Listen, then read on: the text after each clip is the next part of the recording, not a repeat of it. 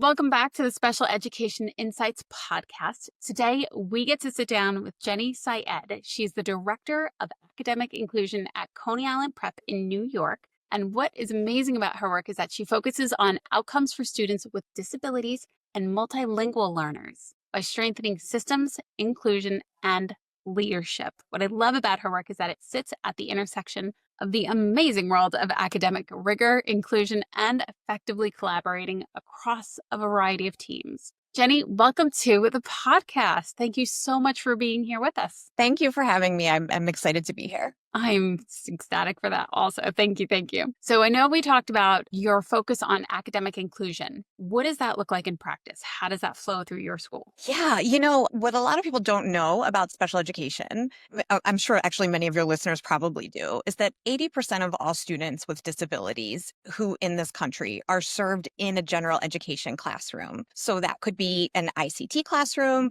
it could be a general education classroom with resource room, it could be related services only. And those students, their IEPs are crafted for them to be able to have access to rigorous grade level content. And it is incredibly important that every staff member at Coney Island Prep understands that every student needs to have that access to grade level content. And at the same time, when you have students who have disabilities and they need that specially designed instruction, that can be really difficult. It takes a team, it takes a village, it takes a community, it takes everybody. And so I'm really proud of the work we've done at Coney Island Prep, because we have the best teachers and students in the whole wide world. We have educators who are mission aligned and really passionate about the work that we do.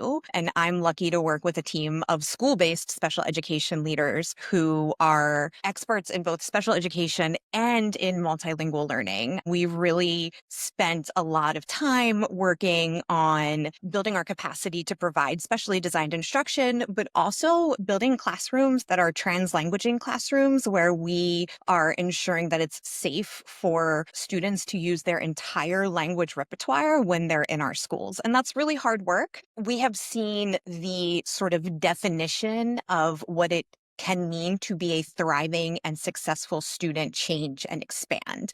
We have seen our students come to us with more intensive support needs, and we are successfully supporting them in thriving alongside their non-disabled peers. And, it's tough work. It's going to continue forever. We still have places where we have to work to build that equity, and we have to work to support them.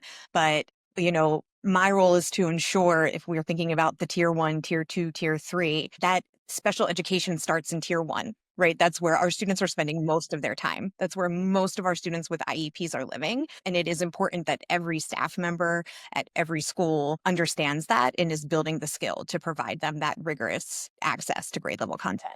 That is wildly impressive to have such a thriving community, especially you live in New York, of course. You have a lot of languages coming from a variety of different people that can feel massively overwhelming. Did you develop the program? Were you a part of the big program? How did you end up taking it over? What does that look like in practice? Yeah. So, one of the joys of a charter school, there's a lot of mythologies around charter school and special education. Okay. And every charter school is different and every state is different. One of the realities of the charter school is we try to be leaner and meaner, right? We try to do more with less so that more of our resources are getting directly to the kids, so that more teaching time, more teachers are getting, directly to the kids. So it is not uncommon to have a special education leader who also takes on the sort of compliance end of multilingual learning, right? So we have these things that we are mandated by the federal government and the state to make sure that we're identifying students who are multilingual learners as soon as they enter and that we're supporting them where they are to learn English.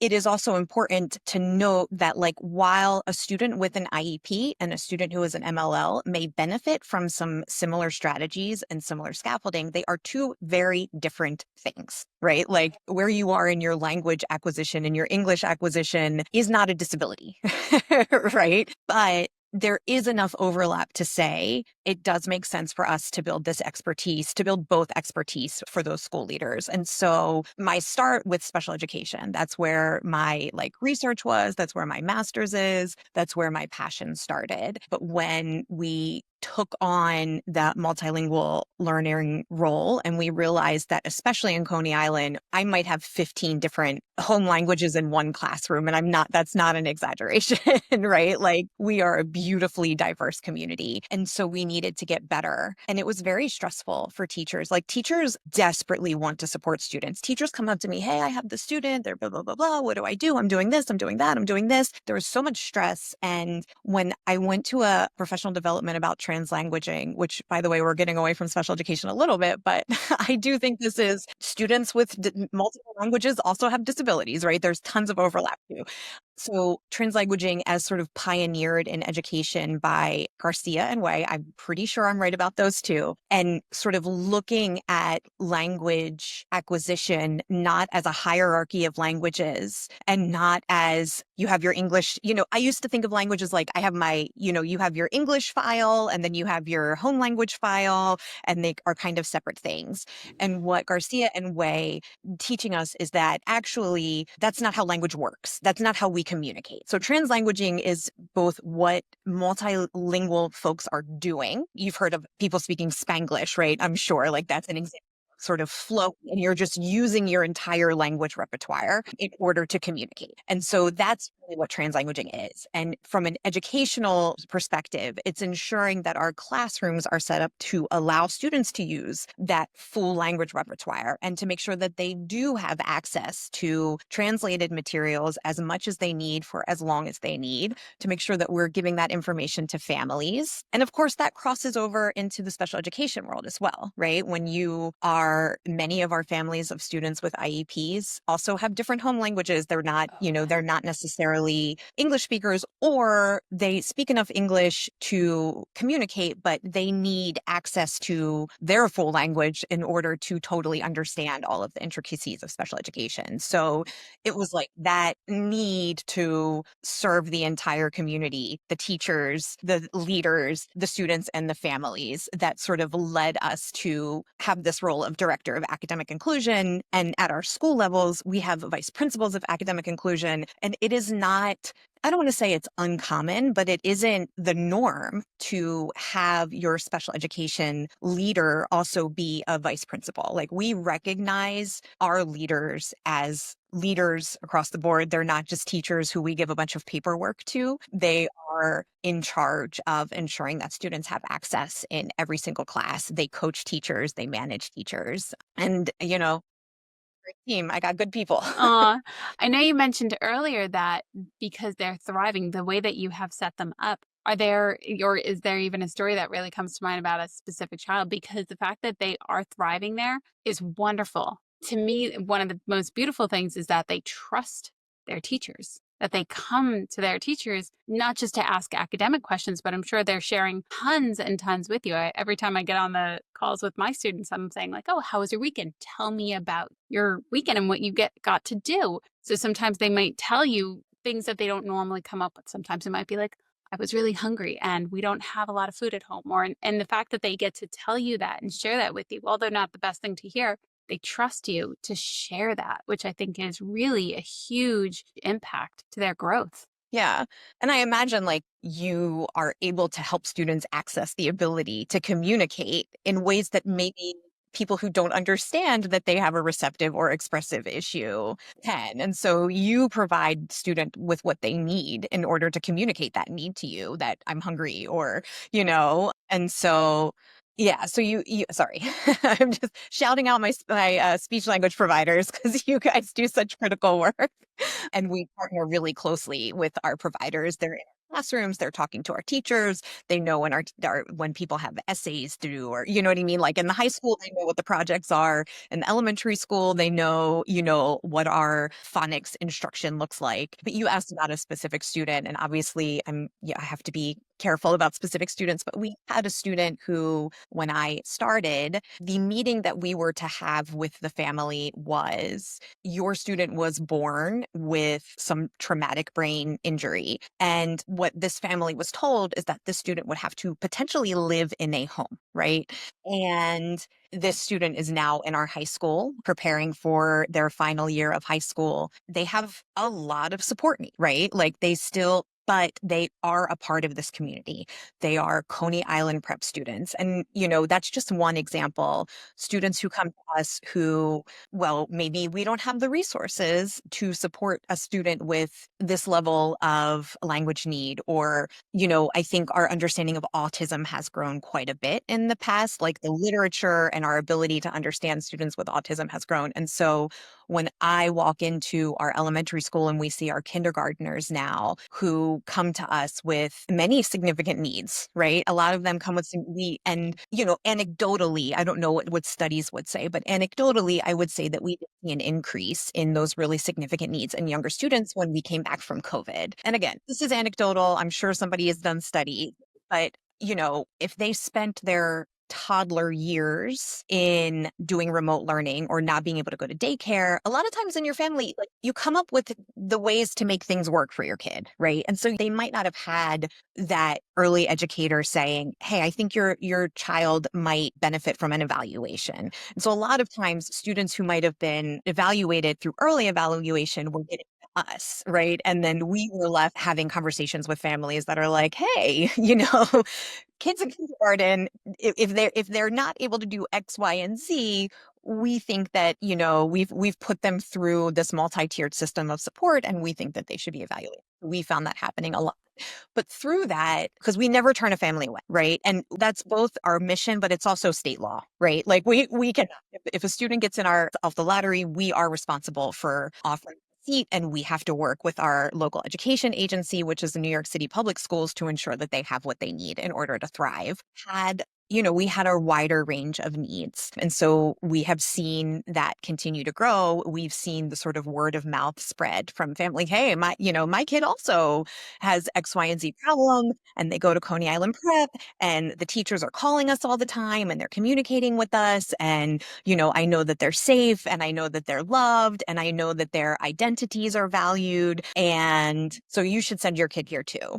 The school teams work so hard to ensure that they are able to serve a wider range of students and meet a wider range of student needs every single year through excellent tier one instruction, through research-based high quality instructional materials, using direct phonics instruction and the science of reading, learning about sort of the limitations of constructivism for some students with special needs and leaning into direct instruction and more consistent practice and more consistent feedback. So we have a long way to travel, right? We have a long way to go. We still want to see our students performing at the same level as their non-disabled peers. And at the same time, I feel really confident that every student at Coney Island Prep has access to our mission, which is to send students to college and the career of their choice. That's incredible. What a beautiful mission that is. Oh my gosh.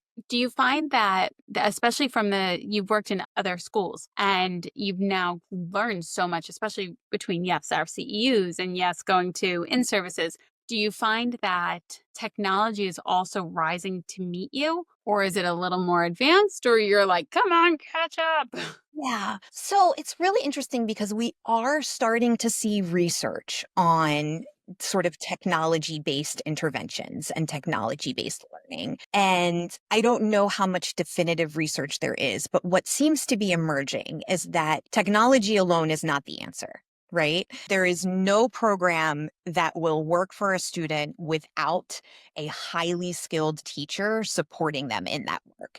And so I think there was like a hope, right? That like we have this thing and we have this thing and all of these great companies, all of, I'm not, no shade to our tech people who are making education better and more efficient for our teachers. But technology is not able to meet student needs without amazing teaching. And I think as we start to see more and more research come about what students who have had access to online intervention and some of these online intervention systems, what we're seeing from that sort of early research for students who've had it for years and years is that it is insufficient without that additional teacher. Absolutely. And I often think of technology as if you were going to build a house, you don't just use a saw, don't just use a hammer, you use a variety of tools. And that's how the house gets built. So I see technology as a tool, an effective tool. And back in the day, I did start on paper and pen in the facilities that I was working in and in the schools I was working in with. So thankfully, we do now have programs. Do you find certain programs are able to help support your staff, freeing up more time, especially at a charter school? It is different than a public school.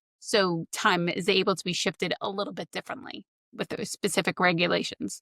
So we do have systems in place to help us make sure that we are crafting IEPs that are based in real student data and what the students need, but are also sort of New York State aligned goals that come in a variety of different domains that we can choose. And so we do have systems in place to ensure that that's happening. But if I let that run on its own, what I'm going to see is I'm going to see 50 IEPs that all look the exact same. So it's very easy to sort of over rely on that. Right? Like every third grader with an IEP needs to get better at reading. Like, what is the goal that needs to be crafted that is actually addressing the function of that student's disability that is causing them to need the special education services to ensure that we make these beautiful IEPs. And we just have to continually have that human touch to ensure that they are accurate and applicable to each student. Absolutely. And, it's so funny because I've worked with multiple schools and each one has their own platform and which way they like to do things. So the fact that you said one has been around for 10 or 15 years, my brain was like, I don't even know that one. I know IEP Writer and certain other ones like that. So it was very funny that you had mentioned that. So I'm so glad that there are programs. Thank you to everybody in tech who contributes to that because you really do make our life a lot easier. And the fact that we don't have to use pen and paper anymore is a solid score.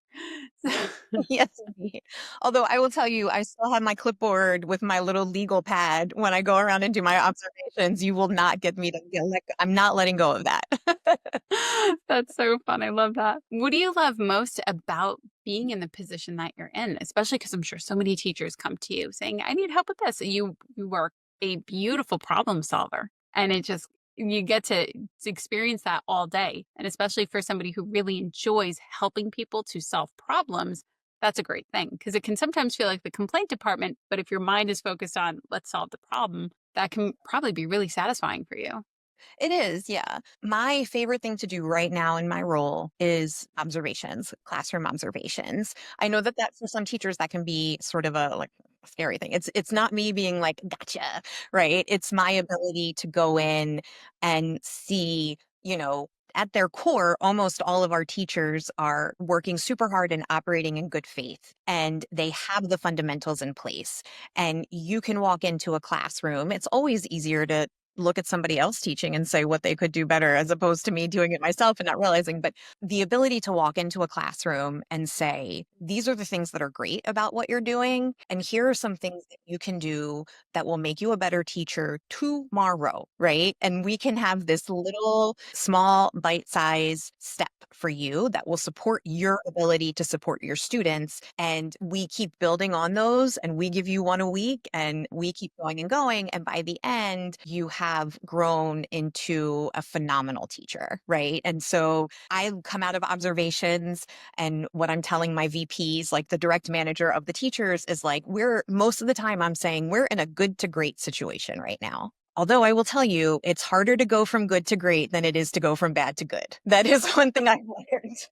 I could put out a dumpster fire, but those little tweaks where it goes, where the art of teaching becomes so important and the engagement and the sort of the student affirmation, that is the hardest thing to do, but it can be done. And it is my favorite, number one favorite thing to do is get into classrooms and see what teachers are doing and talk to them about it and celebrate them and celebrate when students are having conversations about literature and asking questions and being little scientists.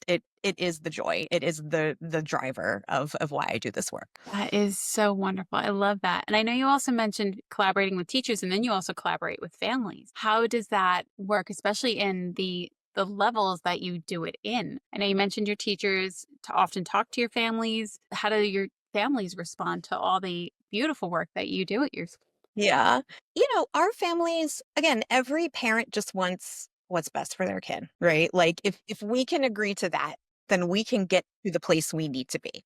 And for me, the most important thing when I'm having a conversation with a family is to lead with their rights. Right. So, like, you have the right to disagree with me. We have to do that in IEP meetings, right? You have to read you have the right to disagree. A lot of times, not all the time, but a lot of times that sort of gets brushed past, or maybe, there's a translator in the meeting and they don't get the opportunity to very clearly articulate the legalese that's being said. And so it's important for me and for people in my team when they're interacting with families. I might have some recommendations for you. I might be telling you very difficult things that you don't necessarily want to hear about what we're seeing in the classroom or what we can and cannot do to support your student in the classroom. But at the end of the day, you, the parent, are the most important person on the IEP team. You have the right to disagree with anything we say. You do not have to sign an IEP. You do not have to agree to implement the IEP. You have the right to stay put. You have the right to continue on the IEP, previous IEP, if you don't like what we have,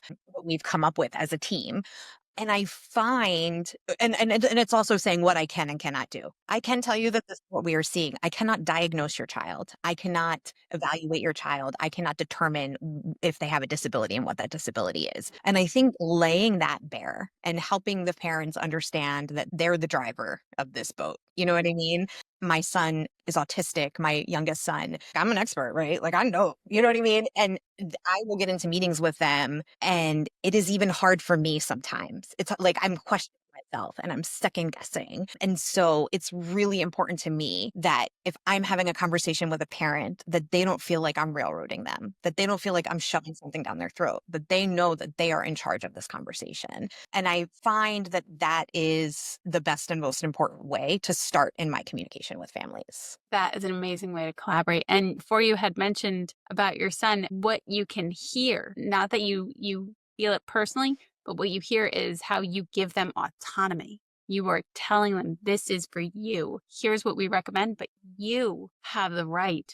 And the way you had said it, that's why I was like, oh, wow. Yes, I've said it in the meeting. The way you said it definitely landed differently. And you can tell that as you're speaking, and which is most likely why you resonate so well with your teachers and your families, because you can really feel your support in what you're offering them and also what you want, which is the best for the student. So for my last question, if we were having this conversation in 5 years, what would you hope to have been changed for students with disabilities and multilingual learners? Yeah. We talk a lot about the importance of students seeing people like them in the classroom. We talk about the importance of representation and diversity. One place where I think and I don't mean just Coney Island Prep, but I think everybody has a lot of work to do is ensuring that is true of our staff with special needs, that we are valuing staff and understanding. And if a staff is neurodivergent or has, some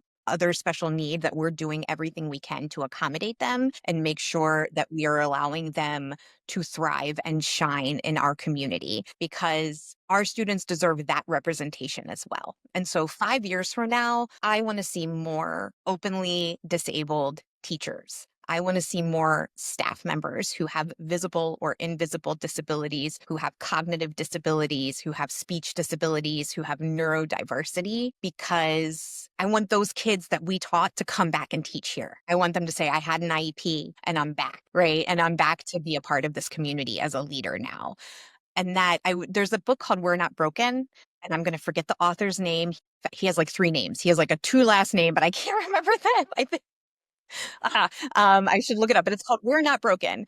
It is not an education book. It is a book about autism, and the author is an autistic journalist. And when I read it, I was like, oh my God, am I doing enough for staff? Am I doing enough to ensure that our staff with differences are safe and that they're thriving and that they're getting the accommodations that they need? And that from 5 years from now, that's what I want to say. I want to be like, our kid who was supposed to go live in a group home, he's back. He's working in our schools. He's part of our community forever. That's really beautiful and really powerful. And I looked it up really quick. Eric M. Garcia. Eric M. I think it's Eric Michael, but yes, Eric M. Garcia. Okay, there we Yes, go. Eric. We're not broken. Read the book. Even if you're not an educator, I promise you, you will be a better and smarter person. That is beautiful. Thank you so much for letting us know that recommendation. I'll definitely put that in my cart because I pulled it up as you were mentioning it. So thank you so much. Jenny, it was wonderful speaking with you. Thank you for your beautiful insights, your wisdom, your golden nuggets. You're doing amazing work, and it's wonderful to have the opportunity to spend time with you and talk with you about it. Thank you. And thank you for the work that you're doing. Yeah. I appreciate this opportunity and time. Awesome. To our audience and our listeners, thank you so much. And until next time, stay well.